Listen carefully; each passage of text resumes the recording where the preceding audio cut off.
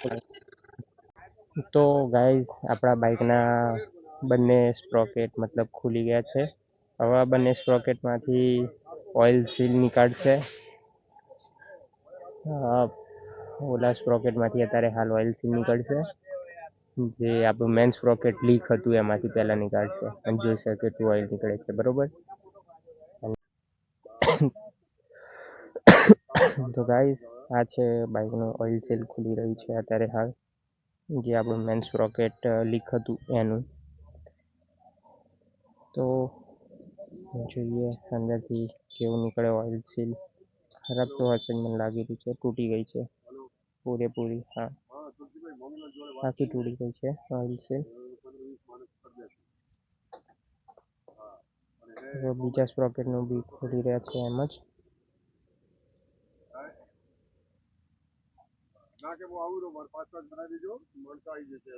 ઓ ભાઈ, અંદર કાટ આવી ગયો છે બોલો. જે બાજુનું ઓઇલ લીક છે ત્યાં અંદર કંઈ નહીં, અને બીજી બાજુનું કાટ આવી ગયો છે ઓઇલ જે સીલ હોય ને એનું લોક ઉપર.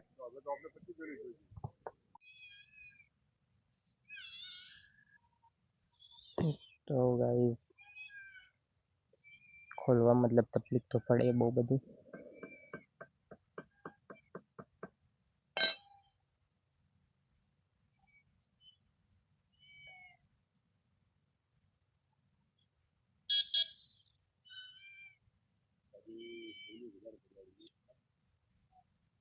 સ્પેર પાર્ટ્સ વાળાની દુકાને જઈને મારે આના રબડ લાવવા પડશે ઓઇલ સીલના. એક વાર બી હું ચેક કરી આવું. ઓ કાકા ધીમે ધીમે ધીમે ધીમે.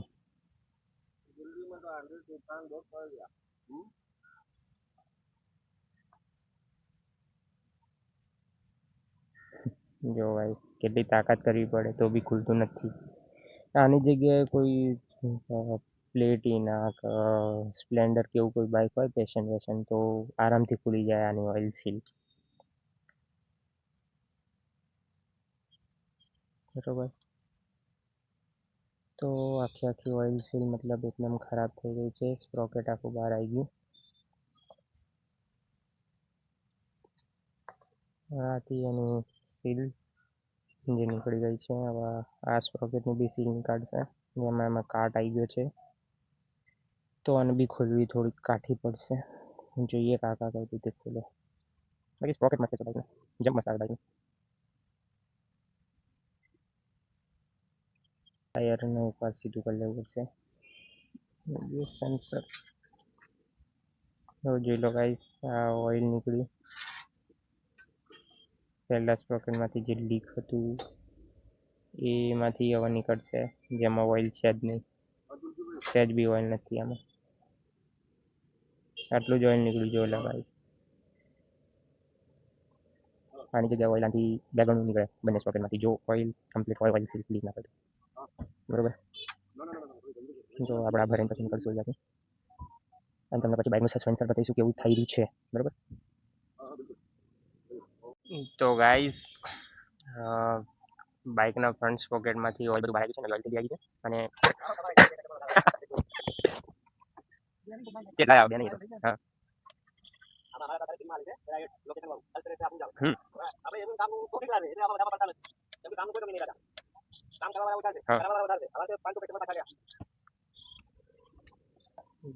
તો બધું ઓઇલ બહાર આવી ગયું છે ગાઈસ. અડધી તગારી બી ઓઇલ બહાર નથી આવી. આમાં ઓઇલ બી નવું લાગશે. સ્પ્રોકેટ સાફ થઈ રહ્યા છે એકદમ પૂરેપૂરા.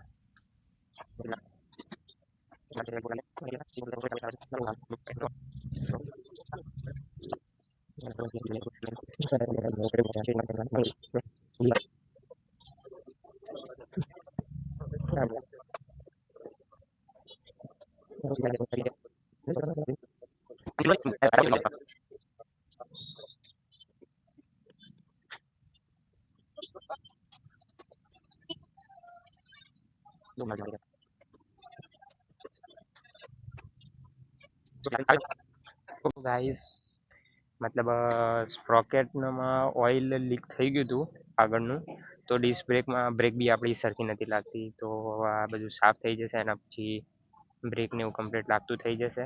બરોબર. તો એ ટેસ્ટ બી કરીને તમને બતાવી દઈશું. એ આ ભાઈ આપણા ઓઇલ સીલ ચેન્જ કરી રહ્યા છે.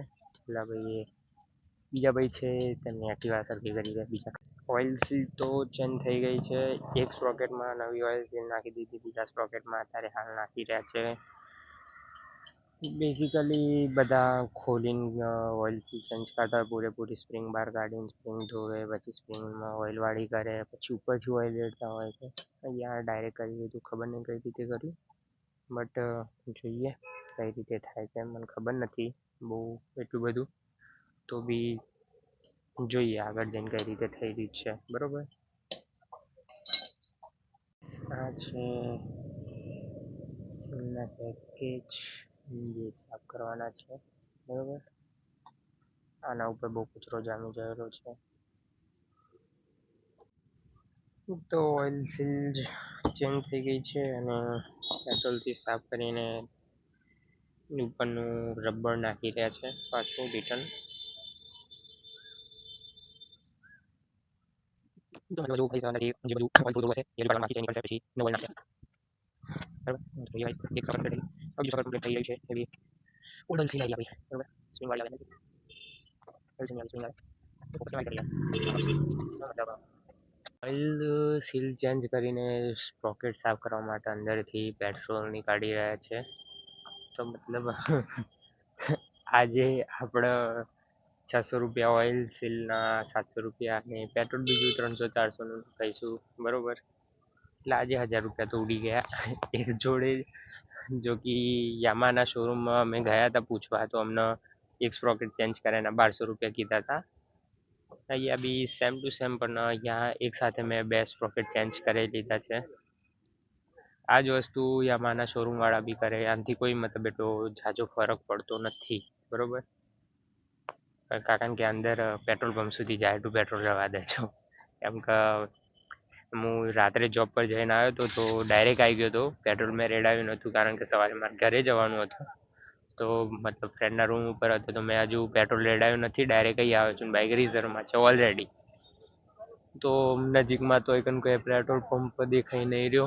આગળની બાજુ હશે તો જોઈશ, ત્યાંથી ડાયરેક્ટ પેટ્રોલ નખાઈ લઈશ અને ઘેરે જતા જોઈ લઈશ કે કઈ રીતે થઈ રહ્યું છે. બરોબર, તો ગાઈસ બેક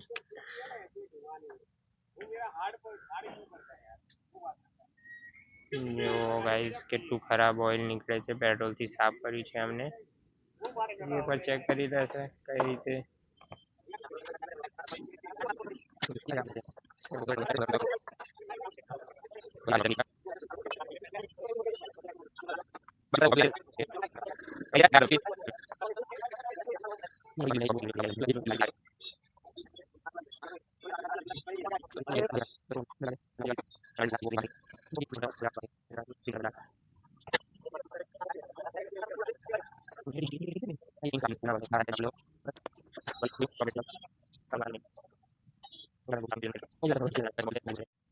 તો આપણા ઓઇલ સીલમાં નવું ઓઇલ રેડાશે. વ્યવહારનો 250 ગ્રામ ઓઇલ, અંદર આમાં 250 ગ્રામ ઓઇલ આવશે. હા હા હા,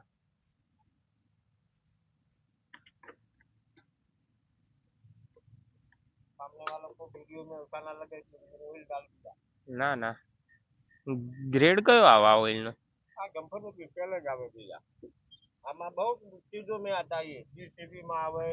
હાઇડ્રોલિક.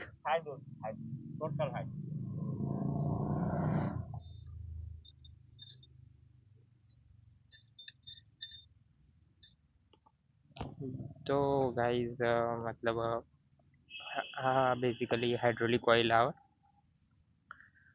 બરોબર, આનો ગ્રેડ ખબર નથી, બટ ઓઇલ હાઇડ્રોલિક આવે.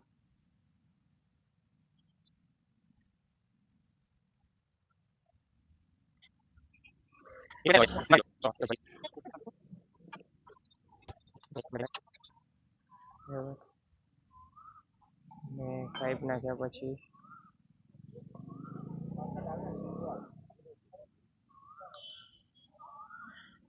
સીલ ચેન્જ થઈ ગયા પછી ઓઇલ નાખ્યું. પેટ્રોલથી સાફ કરીને અને હવે બંધ કરે છે.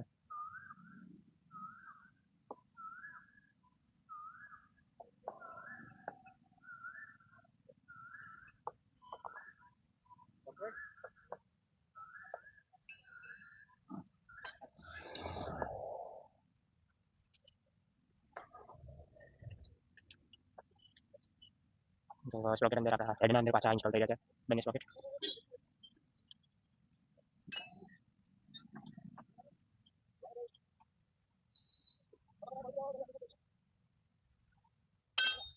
બરાબર, એક સ્પ્રોકેટ થઈ ગયું. હવે બીજું સ્પ્રોકેટ ઇન્સ્ટોલ થાય છે.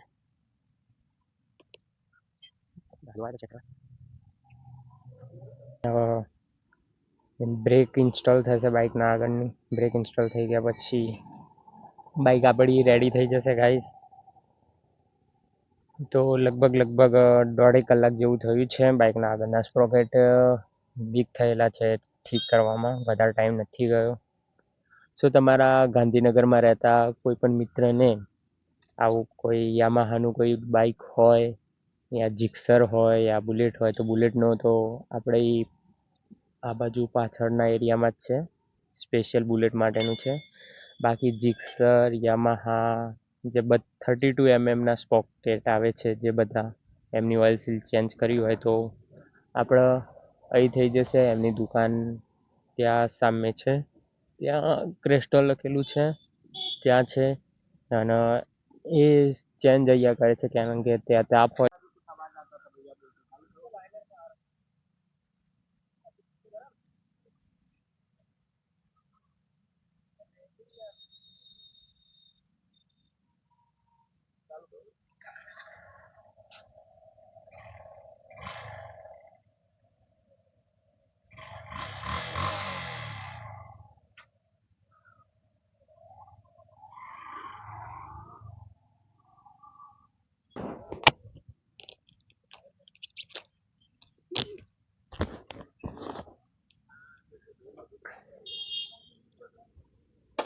તો ગાઈસ આપણે બાઇકનું એક રાઉન્ડ મારતા આવીએ, જોતા આવીએ.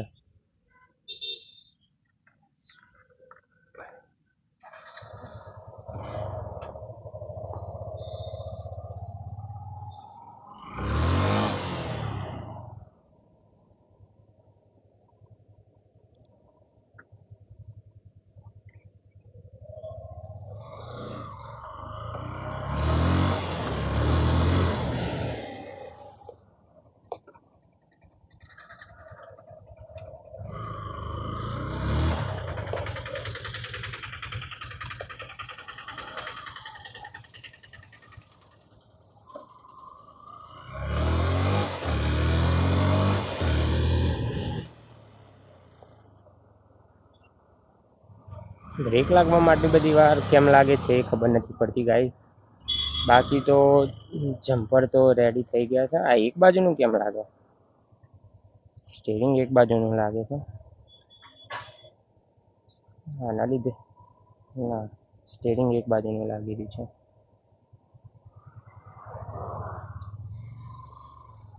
તો એકવાર ફરીથી રિટર્ન જતા આવીએ આપણે.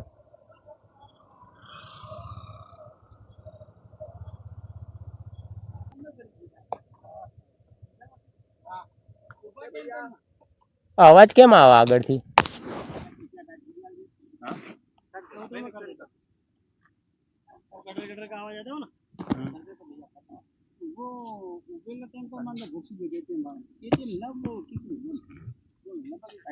આગળની બ્રેક મારું તો જલ્દી બ્રેક નહીં લાગે. કેમ કે આના ઉપર ઓઇલ પડતું રહે ને એટલે બીજી કોઈ તકલીફ નહીં. તો ગાઈઝ આપણી બાઇકનું મતલબ બધું કામ રેડી થઈ ગયું છે, બરોબર. તો આ આલમભાઈ છે, બરોબર. કઈ બી બાઇકનું કામ હોય તો અહીંયા સેક્ટર 21માં જગ્યા કઈ? હનુમાન મંદિર, સેક્ટર 21 હનુમાન મંદિરના બાજુમાં. તો સેક્ટર 21 હનુમાન મંદિરના બાજુમાં, મહિમાના સામે, બરોબર. કોઈ બી બાઇકનું સ્પ્રોકેટ કે એવું કંઈ ચેન્જ કરવાનું હોય તો અહીંયા સામાન વામાન બધું આરામથી મળી રહેશે. તો અહીં આવીને ચેન્જ કરાવી દઉં, બરોબર. તો મળીએ, બરોબર. તો ચલો ગાઈઝ, આપણું કામ રેડી થઈ ગયું છે. હવે આપણે બાઇક લઈને ઘરે જઈએ. બરોબર બરોબર. તો ચલો આપણે જઈએ.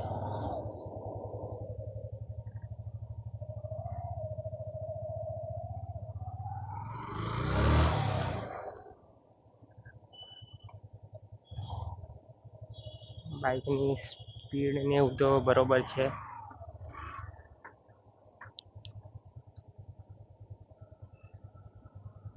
પાણી છે કે ઓઇલ છે એ ખબર નહીં પડતી.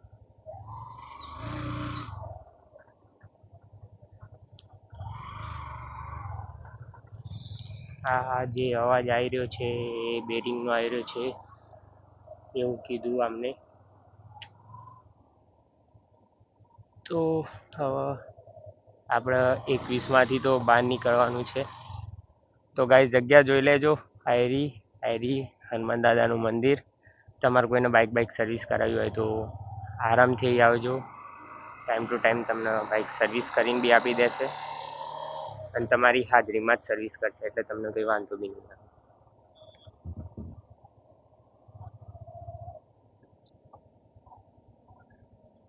બરોબર. તો આપણી બાઇકના સ્પ્રોકેટ જે લીક થઈ ગયા હતા એ કમ્પ્લીટ થઈ ગયા છે. હવે આપણે જઈએ ઘેર બાજુ. ઠીક. ભૂખ બી લાગી છે, ઘેર જઈને ખાવાનું છે. મને લાગતું નહોતું થઈ જશે આટલી વારમાં, પણ થઈ ગયા. બેઝિકલી અમને સોરી ગાઈસ, વોઇસ કમ્પ્લીટ નહીં આવ્યો હોય. ફરીથી કહું, બેઝિકલી અમને શું કર્યું કે સ્પ્રોકેટને ડાયરેક્ટ ઉપરથી જ ખોલ્યા અને ડાયરેક્ટ ઓઇલ સીલ નવી નાખી, સ્પ્રોકેટ સાફ કર્યા અને લગાવી દીધા પાછા. બસ આટલી જ પ્રોસેસ કરી, આની વધારે નહીં. બરોબર. તમારા કોઈને મતલબ એ રીતે ચેન્જ કરાવવું હોય કે કોઈ સર્વિસ બર્વિસ કરાવવી હોય તો મારું નામ લઈને જજો. એ તમને જરૂરથી ડિસ્કાઉન્ટ બી આપી દેશે થોડું ઘણું અને કામ બી ફટાફટ કરી આપશે. તમારી હાજરીમાં કરી આપશે એ કામ. એવું નહીં કે તમે મૂકીને જતા રહો, 1-2 દિવસ પછી કરીને આપીશ, એવું નહીં. તમે હાજર હશો ત્યારે તમારું કામ કરશે, તમારા આંખોના સામે. તો તમારા આજુબાજુ કંઈ પેલું એ બી નહીં. જે બી સામાન ને બધું વપરાય છે તમારા દેખતે બધું યુઝ થશે. બરોબર. તો મતલબ તમારે સર્વિસ કરાવી હોય તો મારું નામ લઈને જજો. એ તમને સર્વિસ કરી દેશે બાઇક આરામથી, એકદમ મસ્ત ટકાટક બાઇક કરી નાખશે. બાકી તો હવે આપણે જઈએ છીએ ઘેર. તો મળીશું હવે આપણે આગળના બ્લોગમાં.